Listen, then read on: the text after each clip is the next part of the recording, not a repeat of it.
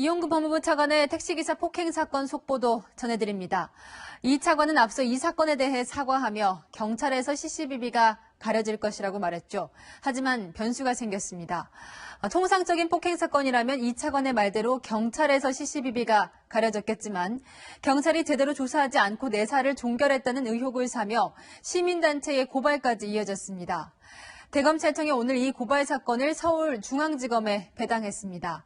이 차관이 고위공직자인 데다 경찰 수사에 대한 의혹까지 제기된 상황이라 검찰이 직접 수사할 가능성도 큽니다. 늦었지만 택시기사의 진술을 확보하는 게 핵심입니다. 박건영 기자가 보도합니다. 이용구 법무부 차관에 대해 시민단체의 고발장이 대검찰청에 접수된 건 지난 19일.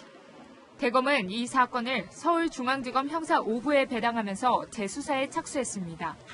검찰은 사건을 검토해 직접 수사할지 경찰에 보낸 뒤 수사 지휘를 할지 결정할 계획입니다. 다만 경찰의 봐주기 수사 논란이 있는 데다 대상이 고위공직자인 만큼 직접 수사할 가능성이 큰 것으로 알려졌습니다. 경찰에 수사 지휘를 하더라도 논란의 당사자인 서초경찰서가 아닌 다른 경찰서나 상급기관인 서울경찰청이 넘겨받을 것으로 보입니다. 재수사는 택시기사의 최초 진술이 얼마나 사실관계에 부합하는지 입증할 객관적 증거를 확보하는 데 집중될 전망입니다.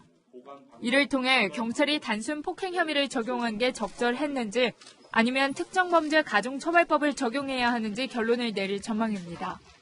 이런 가운데 경찰도 판례 분석을 하면서 당시 수사팀을 상대로 단순 폭행 혐의로 판단한 경위를 확인하고 있습니다. 해당 수사팀은 사건 현장에서의 최초 진술과 피해자 조사 때 진술이 바뀌었다며 혐의 판단이 애매해서 택시기사에게 여러 차례 확인을 거친 뒤 결론을 내렸다고 답한 것으로 전해졌습니다. 택시 블랙박스에 영상이 남아있지 않은 데다 주변 CCTV에도 범행 장면이 찍히지 않아 택시기사의 진술이 중요해진 상황. 경찰은 택시기사의 진술 번복 배경을 확인하기 위해 연락을 시도했지만 답변을 듣지 못한 것으로 전해집니다. 채널A 뉴스 박건영입니다.